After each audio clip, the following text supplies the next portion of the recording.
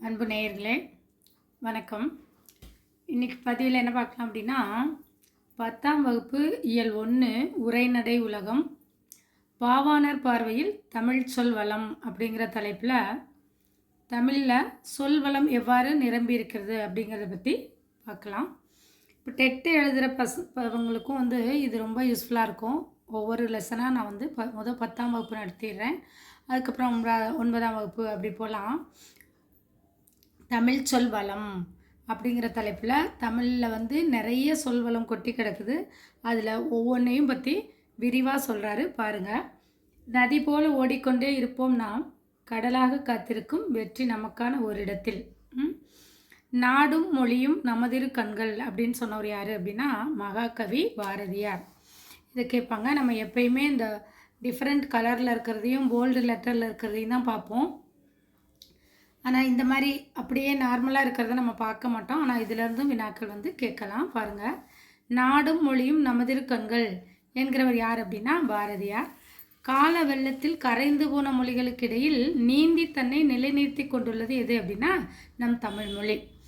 எத்தனையோ மொழிகள் இருந்துச்சு, 6000 மொழிகள் இருந்தது, வழக்கிழந்து போய் 3000 மொழிகள் தான் இருக்குது அப்படின்னு சொல்கிறாங்க. அதில் கால வெள்ளத்தால் காலத்தால் கரைந்து போகாத ஒரு தொன்மையான மொழி அப்படின்னு பார்த்தோன்னா எது? தமிழ் தான். என்ன வளம் இல்லை என்று எண்ணி வியக்கத்தக்கவாறு பல்வேறு சிறப்பியல்புகளை கொண்டு இலங்குகிறது நம் செந்தமிழ் மொழி.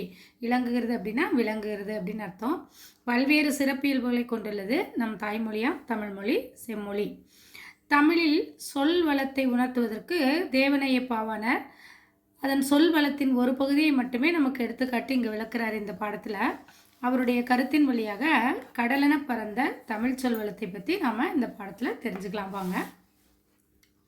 தமிழ்மொழி உலகின் மூத்த மொழியாகவும் உயர்தனி செம்மொழியாகவும் திகழ்கின்றது. உலகிலேயே கல் தோன்றி மண் தோன்றா காலத்து முன் தோன்றி மூத்த குடி அப்படின்னு சொல்கிறோம். அப்போ உலகில் மூத்த மொழியாக உயர்தனி செம்மொழியாகவும் திகழ்வது எது அப்படின்னா நம் தமிழ்மொழி.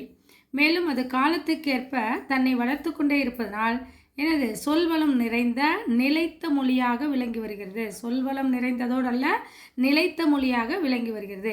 ஒவ்வொன்றையும் தனித்தனியான சொற்களை கொண்டு சொற்பஞ்சம் இல்லாமல், சொல்லில் எந்த இதுவும் இல்லை அப்படின்னு சொல்லாமல் எல்லா வளமும் நிறைந்திருக்கிறது.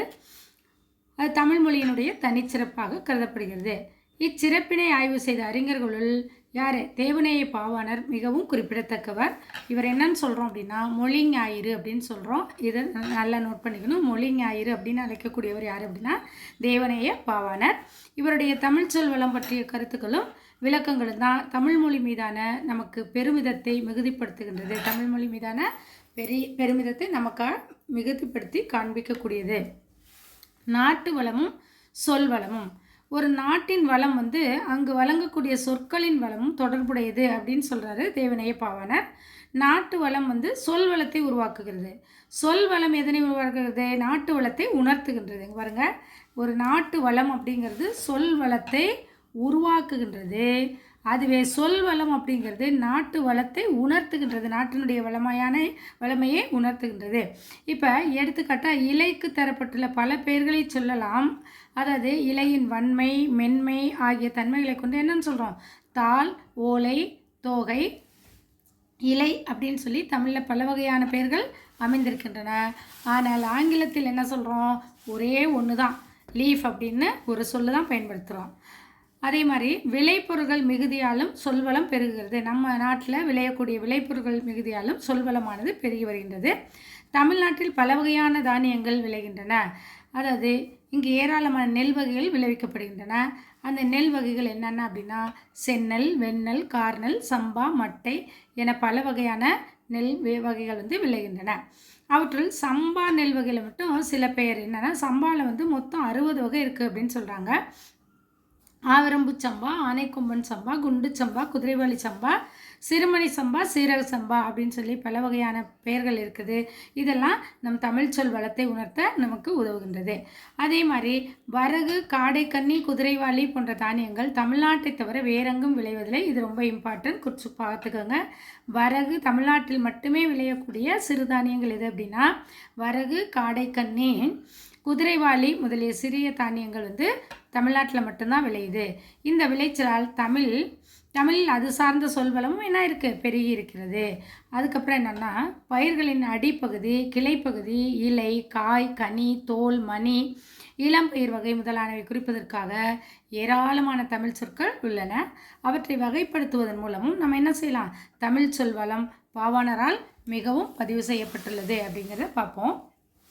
இப்போ அடியின் பெயர் வகை, ஒரு மரத்துடைய ஒரு செடியுடைய அடிப்பகுதியை நம்ம எவ்வாறு சொல்கிறோம் அப்படின்னா, தாவரங்களின் அடிப்பகுதியை வெவ்வேறான சொற்களில் குறிப்பிடும் வழக்கம் யாரில், தேவனைய பாவாணரால் எடுத்தாளப்பட்டுள்ளது. பாருங்கள், அடிப்பகுதியை நெல், கேழ்வரகு இதை என்னன்னு சொல்லுவோம் அப்படின்னா தாள் அப்படின்னு சொல்லுவோம். கீரை, வாழை அதை என்னன்னு சொல்லுவோம், கீரை தண்டு, வாழைத்தண்டு அப்படின்னு சொல்லுவோம். மிளகாய், நெட்டி மிளகாய் செடி என்னன்னு சொல்லுவோம், கோல் அப்படின்னு சொல்லுவோம். கரும்புக்கு என்னன்னு சொல்லுவோம், களி. மூங்கில களை. புளி, வேம்பு இதெல்லாம் என்னென்னு சொல்லுவோம், அடி. மரம் பெருசாக இருக்கும், அடி, அதை அடி அப்படின்னு சொல்கிறோம். இப்போ ஒரு கேள்வி கேட்டிருப்பாங்க நமக்கு, உலகத்தமிழ் அதாவது காப்பா அப்பாத்துரையாரை பற்றி சொல்லுங்கள் அப்படின்னு சொல்லி, பன்மொழி புலவர் அப்பாத்துரையாரை பற்றி சொல்லுங்கள் அப்படின்னு சொல்லுவாங்க. உலகத்திலேயே ஒரு மொழிக்காக உலக மாநாடு நடத்திய முதல் நாடு எது அப்படின்னா மலேசியாவில். அந்த மொழியும் தமிழ் தான் அப்படின்னு சொல்லி இன்றளவில் மலேசியாவில் ஆட்சி மொழியாக இருக்கிறது என்னது, இலங்கையிலும் மலேசியாவிலும் தமிழ் மொழி தான். இதெல்லாம் நம்ம மொழியினுடைய சிறப்பு. அடுத்து பாருங்கள், கிளைப்பகுதி. இப்போ இந்த தாள், தண்டு, கோல், களி, களை, அடி இதெல்லாம் எந்தெந்த பயிர் வகைக்கு, நெல், கேழ்வரகுனா தாள்னு சொல்கிறோம். கீரை, வாழைங்க தண்டு. மிளகாய் செடி என்னன்னு சொல்கிறோம், கோல் அப்படின்னு சொல்கிறோம். கரும்பை களிங்கிறோம். மூங்கில் என்ன சொல்கிறோம், களை அப்படின்னு சொல்கிறோம். புளி, வேம்பை அடிமரம் அப்படின்னு சொல்கிறோம், அடின்னு. அடுத்தது அதுலேருந்து பிரிஞ்சு போகிறத இங்கிலீஷில் பிரான்ச் அப்படின்னு மட்டும்தான் சொல்லுவோம். இங்கே பாருங்கள், கிளை பெயருக்கு எத்தனை வகை கொடுத்துருக்காங்க அப்படின்னா, அடிமரத்துலேருந்து பிரியக்கூடியது என்னென்னா கவை, கவையிலேருந்து பிரியக்கூடியது கொம்பு. இப்படி இதை இப்படி வச்சுக்கோங்க. மாபெரும் கிளை எதுனா அடி, அடியிலேருந்து பிரியக்கூடியது கவை, கவையிலேருந்து பிரியக்கூடியது கொம்பு அல்லது கொப்பு, கொம்பிலிருந்து பிரியக்கூடியது கிளை, கிளையிலேருந்து பிரியக்கூடியது சினை, சினையிலிருந்து பிரியக்கூடியது போத்து, போத்திலிருந்து பிரிவது குச்சி, குச்சியிலிருந்து பிரிவது இனுக்கு. எவ்வளோ சிறப்பான சொல்வளம் இருக்குன்னு பாருங்கள். ஒரு கிளை ஒரு பிரான்ச்சை பற்றி சொல்லலை, ஒரு ட்ரீயோட பிரான்ச் அவ்வளோதான் நம்ம இங்கிலீஷில். ஆனால் தமிழில் பாருங்கள் எத்தனை வகையாக சொல்கிறாங்க. அடிமரத்துலேருந்து பிரியது என்னது, அடி, கவை, கவையிலேருந்து பிரியது கொம்பு, கொம்பிலேருந்து பிரியது கிளை, கிளையிலேருந்து பிரியறது சினை, சினையிலேருந்து பிரியறது போத்து, போத்திலேருந்து பிரியறது குச்சி, குச்சியிலேருந்து பிரியறது இனுக்கு. ஆக ஒரு கிளை பகுதிக்கு மட்டும் எத்தனை வகையான சொல்லானது எடுத்தாளப்பட்டுள்ளது அப்படின்னு பார்ப்போம். அடுத்தது என்ன அப்படின்னா இலை பெயர். இலை, ஒவ்வொரு தாவரத்தின் இலைக்கும் என்னன்னு சொல்கிறோம், வேறு பெயர் இருப்பதும், காய்ந்த இலைக்கு கூட என்ன செய்கிறோம், வேறு பெயர் இருக்கிறதும் இவர் எடுத்து காட்டியுள்ளார் நமக்கு. வேப்ப இலை என்னன்னு சொல்கிறோம், புளி, வேம்பு இலைன்னு சொல்கிறோம். நெல், புல்லை என்னன்னு சொல்கிறோம், தாள் அப்படின்னு சொல்கிறோம். சோளங்கம்பு, கரும்பு என்னன்னு சொல்கிறோம்னா தோகை அப்படின்னு சொல்லுவோம். தென்னை, பனை என்னன்னு சொல்கிறோம், ஓலை அப்படின்னு சொல்கிறோம். பாருங்கள், காய்ந்த தாள் தோகையை குறிப்பது என்னது, சண்டு அப்படின்னு சொல்கிறோம். காய்ந்த இலையை குறிப்பது சருகு. இது ரொம்ப முக்கியம். சண்டும் சருகும் ஒன்றா அப்படின்னு கேள்வி கேட்பாங்க. காய்ந்த தாள் என்னன்னு சொல்கிறோம், தோகை அப்படின்னு சொல்கிறோம், அது சண்டு. காய்ந்த இலையை குறிப்பது என்னது, சருகு அப்படின்னு சொல்கிறோம். காய்ந்த தாளையும் தோகையும் குறிப்பது என்னது, சண்டு. அடுத்தது காய்ந்த இலையை குறிப்பது சருகு அப்படின்னு சொல்கிறோம். அடுத்தது குலை பெயர் வகை. குலை பெயர் அப்படின்னா காய்க்கிறது இல்லையா, அதை வச்சு சொல்கிறோம். காய், கனிகள் ஆகியவை மொத்தமாக தொகுதியாக காய்த்திருப்பதற்கு என்னன்னு சொல்கிறோம், தாவரங்களுக்கு ஏற்ப வெவ்வேறு பெயரே வழங்கப்பட்டு வருகின்றது. அவரை என்னன்னு சொல்கிறோம், அவரை துவரெல்லாம் கொத்து கொத்தாக காய்க்குதுன்றோம். அடுத்தது முந்திரி என்ன சொல்கிறோம், முந்திரி, திராட்சை எல்லாம் என்னது, குலை அப்படின்னு சொல்கிறோம். வாழை என்ன செய்வோம், தாறு. கேழ்வரகு, கதிரெல்லாம் என்னன்னு சொல்கிறோம், கேழ்வரக கதிர் அப்படின்னு சொல்லுவோம். திருப்பியும் சொல்கிறேன், இந்த குலை பெயர் வகை அவரை துவரை கொத்து, பொடி, முந்திரி, திராட்சை, குலை, வாழை, தாறு. அடுத்தது கேழ்வரகு, கதிர் அப்படின்னு சொல்கிறோம். அடுத்தது பல தோளுடைய வகையை வச்சு கூட என்ன செய்கிறாங்க, பல வகையான சொல்லை எடுத்தாண்டிருக்காங்க. பல்வேறு பழங்களின் மேற்பகுதியை குறிப்பதற்கு வெவ்வேறு சொற்கள் உள்ளதை அறிந்து கொள்ள நம்மளால் முடியுது. மிக மெல்லிய தோல் என்னன்னு சொல்கிறோம், பழத்தோல் வகையை தொலியடு அப்படின்னு சொல்லுவாங்க. இப்போ மிக மெல்லிஸாக இருக்கக்கூடிய தோலை தொலி. அதுவே திண்ணமாக இருந்தால் அது என்னன்னு சொல்கிறோம், தோல் அப்படின்னு சொல்லுவோம். தோல். அதுவே இன்னும் ஹார்டாக இருந்துச்சுன்னா ஓடு. இப்போ தேங்காயெல்லாம் என்னது, ஓடு. சுரைக்காயை ஓடுன்னு சொல்லுவோம். சுரையின் ஓடு குடுக்கை என்றும், தேங்காயின் ஓட்டை என்னன்னு சொல்கிறோம், மேற்பகுதியே மட்டை அப்படின்னும் சொல்கிறோம். இது வந்து பழத்தோல் வகையை பற்றி சொல்லியிருக்காங்க. அடுத்தது மணி பெயர் வகை. தானியங்கள் என்றும் பொதுவாக என்ன செய்கிறோம், நாம் அறிந்தவற்றுக்கு வேறு வேறு பெயர் சொல்கிறோம். அதுவே தாவரங்கள் விளையக்கூடிய தானியங்களை என்னென்னு சொல்கிறோம், மணி அப்படின்னு சொல்கிறோம். இந்த மணி என்பதற்கு வேறு என்னென்ன பெயர் அப்படின்னா, தானியங்கள் நெல், புல், கம்பு இதெல்லாம் என்னென்னு சொல்கிறோம், கூலம். சிறுதானியங்கள் நெல், புல், கம்பு இதெல்லாம் என்னது, கூலம் அப்படின்னு சொல்கிறோம். அவரை, உளுந்து என்னன்னு சொல்கிறோம், பயிர் வகை அப்படின்னு சொல்கிறோம். வேர்க்கடலை, கொண்டைக்கடலை இது என்னன்னு சொல்கிறோம், கடலை. அதுவே கத்தரி, மிளகாய் இது என்னன்னு சொல்லுவோம், விதை. கத்தரி மிளகாயை விதைன்னு சொல்லுவோம். இந்த புளி, காஞ்சிரை, நச்சு மரம் காஞ்சிரைங்கன்னா இதை என்னன்னு சொல்கிறோன்னா, இது இம்பார்ட்டன்ட், காள் அப்படின்னு சொல்லுவோம். புளி இது கேட்பாங்க. இது என்ன வித்தியாசமாக இருக்கனால இது கேட்பாங்க. புளியுடைய தானியங்கள் குறிக்கக்கூடிய சொல் என்ன அப்படின்னா காள். அடுத்தது வேம்பு, ஆமணக்கு அப்படின்னா கொட்டைமுத்து, அது முத்து அப்படின்னு சொல்லுவோம். அடுத்தது மாப்பனை என்னன்னு சொல்லுவோம், கொட்டை. தென்னை என்னன்னு சொல்லுவோம், தேங்காய். அவரை தூரைய முதிரை. இதில் இந்த புளி, காலும் அவரை தூரை, முதிரை இது ரெண்டும் ரொம்ப இம்பார்ட்டன்ட், பார்த்துக்கணும். வித்தியாசமாக இருக்கிறத கேட்பாங்க.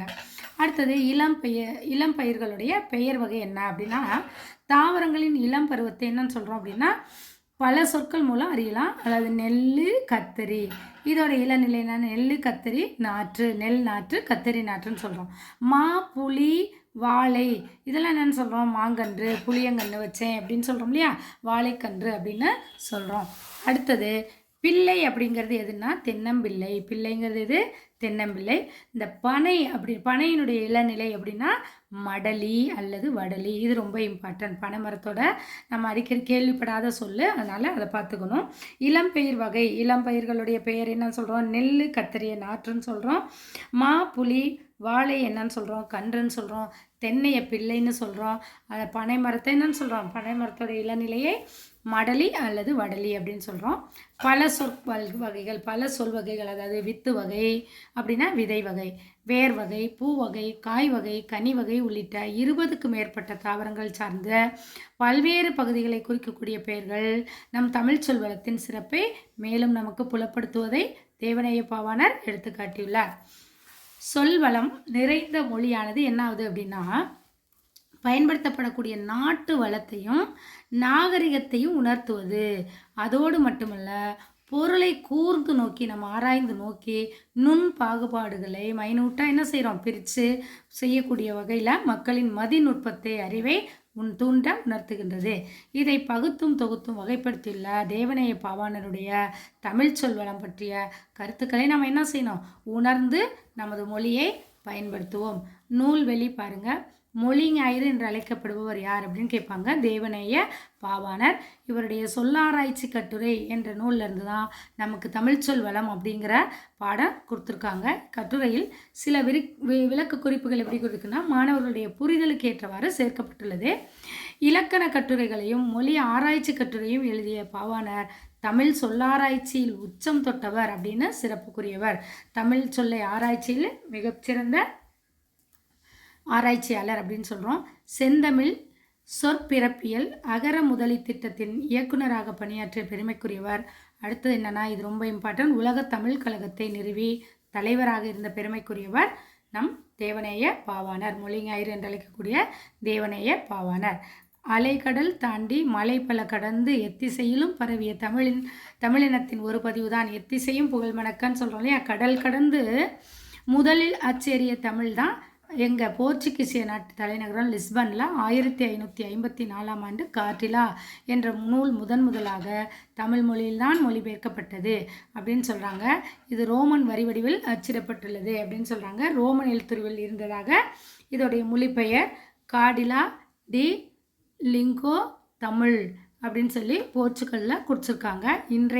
அன்றைய காலத்திலேயே 2 வண்ணங்களில் இந்த சொல்லானது மாறி மாறி நேர்த்தியாக அச்சிடப்பட்டிருக்கிறது அப்படின்னு சொல்கிறாங்க. இந்திய மொழிகளிலேயே மேலை நாட்டு எழுத்துருவில் முதல் அச்சேரிய நூல் அப்படின்னா இந்த தமிழ் தான். அதை எந்த பதிப்புலேருந்து நமக்கு கொடுத்துருக்காங்கன்னா, 6ஆம் உலகத்தமிழ் மாநாட்டு மலர்லேருந்து 6ஆம் உலகத்தமிழ் மாநாடு மலேசியாவில் கோலாலம்பூரில் 1987ஆம் ஆண்டு நவம்பர் மாதம் 15லேருந்து 17ஆம் தேதி வரை 19 வரை நடைபெற்றதாக செய்தி சொல்லப்பட்டுள்ளது. இந்த பதிவின் பயனை உணர்ந்து தங்களது மேலான கருத்துக்களை பதிவிடவும். நன்றி.